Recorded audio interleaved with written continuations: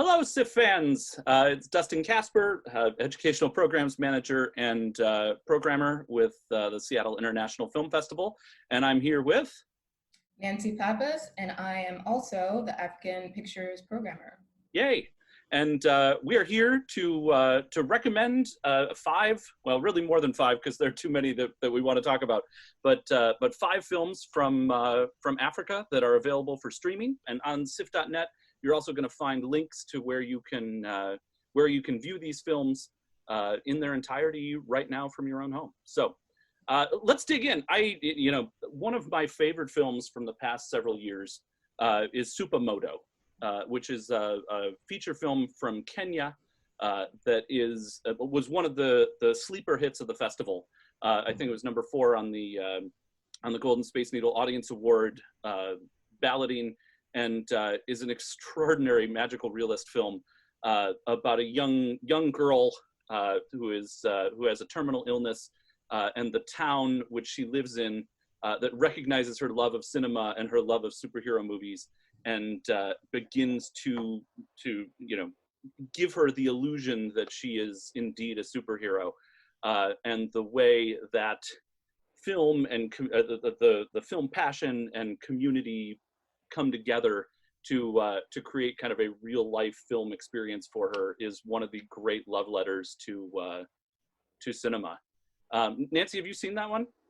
I have seen that one, and I'm very familiar with the films that that particular production company make, and I think that they're absolutely brilliant. They also did Nairobi Half-Life and Kati Kati, which we played Kati Kati at the festival several years ago as well, are also available online.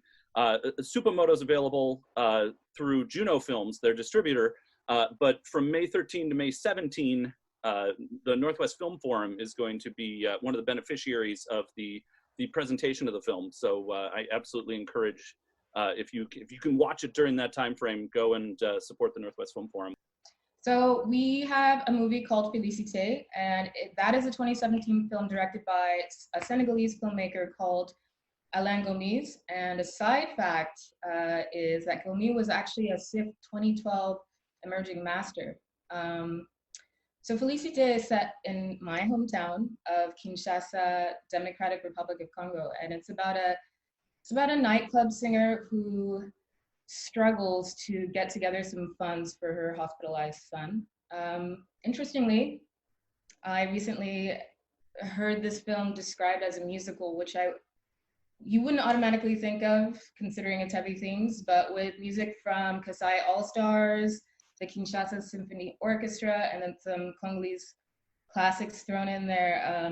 Definitely music is a huge draw for this film.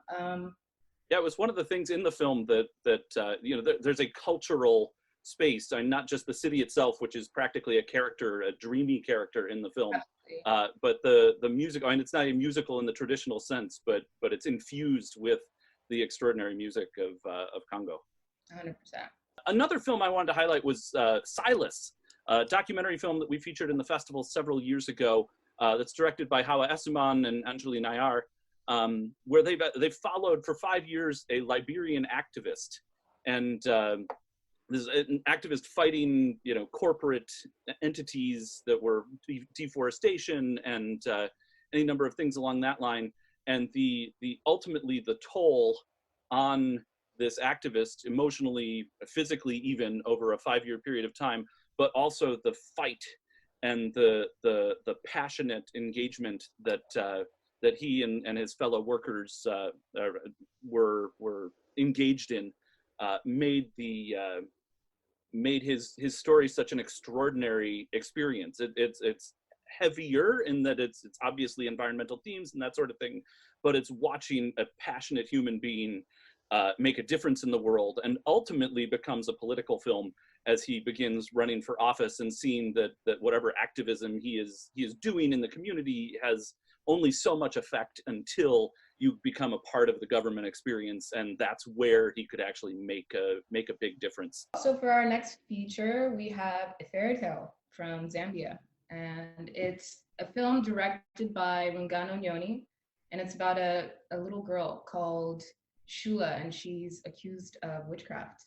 She's accused of being a witch, and she's sent to a sort of traveling witch camp where she's tied by a ribbon to this sort of giant spool, and she's sort of turned into this sort of tourist attraction, and she becomes sort of exploited by corrupt government officials.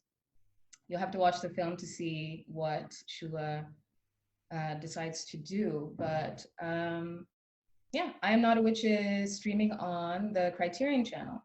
And interestingly, the Criterion Channel has a couple other African features, not many, but there are two classics. There's Tuki Buki by Jibril Diop Mambeti, and then there is Black Girl by Usman Semben. Oh, and there's also a few of the earlier work from Madi Diop, who is actually the next director that I'm going to mention. Her short films are extraordinary. And I think there are 4 narratives and one short documentary that are all streaming on Criterion Channel. Getting to see the evolution of a filmmaker building to the next feature, which is Atlantics, which won the grand prize in Cannes and was just a knockout film that's now available on Netflix.